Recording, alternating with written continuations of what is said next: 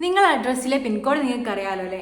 എന്നാൽ ആ പിൻകോഡിനോട് good bye പറയാം. കുറച്ച് ദിവസങ്ങൾക്ക് മുന്നേ തപാൽ വകുപ്പ് ഡിജി പിൻ ഒഫീഷ്യലായിട്ട് അവതരിപ്പിച്ചിട്ടുണ്ട്. പിന്നെ എന്താണ് ഡിജി പിൻ എന്നും എങ്ങനെ അത് സ്വന്തമാക്കുക, പിന്നെ എന്തൊക്കെയാണ് അതിന്റെ ഉപകാരം എന്നൊക്കെ അറിയാൻ വേണ്ടിയിട്ട് വീഡിയോ ഫുള്ളായിട്ട് കാണാം. ഡിജി പിൻ എന്ന് പറയുന്നത് അക്ഷരങ്ങളും അക്കങ്ങളും ഒക്കെ മിക്സ് ആയിട്ടുള്ള ഒരു 10 അക്ഷരമുള്ള ഒരു പിന്നാണ്. നമ്മളെ വീട്ടിലേക്ക് കൊറിയർ കൊണ്ടുവരുന്ന കൊറിയർ ബോയ്ക്കോ അല്ലെങ്കിൽ നമ്മുടെ വീട്ടിൽ എന്തെങ്കിലും അപകടമൊക്കെ പറ്റിയിട്ട് അങ്ങനെ രക്ഷിക്കാൻ വരുന്ന സേനയ്ക്കോ നമ്മൾ ഈ 10 ഡിജിറ്റ്, അതായത് തപാൽ വകുപ്പ് തരുന്ന ഈ 10 ഡിജിറ്റ് പിൻകോഡ് അയച്ചു കൊടുക്കുകയാണെങ്കിൽ അവർക്ക് നമ്മുടെ എക്സാക്റ്റ് ലൊക്കേഷൻ കണ്ടുപിടിക്കാൻ പറ്റും. അപ്പം നിങ്ങളുടെ ഡിജി പിൻ എങ്ങനെയാണ് കണ്ടുപിടിക്കുക എന്നുള്ളത് നിങ്ങൾക്ക് അറിയണ്ടേ? എങ്ങനെയാണെന്ന് ഞാൻ കാണിച്ചു തരാം. ഇതിനായിട്ട് നമ്മൾ ഇന്ത്യ പോസ്റ്റിൻ്റെ ഒഫീഷ്യൽ വെബ്സൈറ്റ് ആയിട്ടുള്ള dac.indiapost.gov.in എന്ന വെബ്സൈറ്റ് ഓപ്പൺ ചെയ്യാം.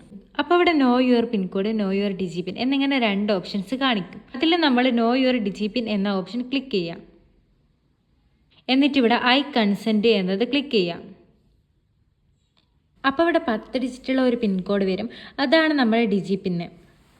പിന്നെ നമ്മൾ ഓരോ സ്ഥലത്ത് ക്ലിക്ക് ചെയ്യുമ്പോൾ ഓരോ ഡിജി പിന്ന് വരും. അങ്ങനെ ഓരോ സ്ഥലത്തിനും വ്യത്യസ്തമായിട്ടുള്ള ഡിജി പിന്നാണ് ഉണ്ടാകുക.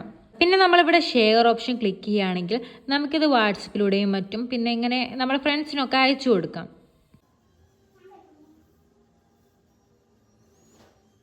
നമ്മുടെ ഫ്രണ്ട്സിന് നമ്മളിത് അയച്ചു കൊടുത്തിട്ട് അവർ ഈ ലിങ്കിൽ ക്ലിക്ക് ചെയ്യുകയാണെങ്കിൽ ഇവിടെ ഓപ്പൺ ഇൻ ഗൂഗിൾ മാപ്സ് എന്ന് പറയുന്ന ഓപ്ഷൻ വരും.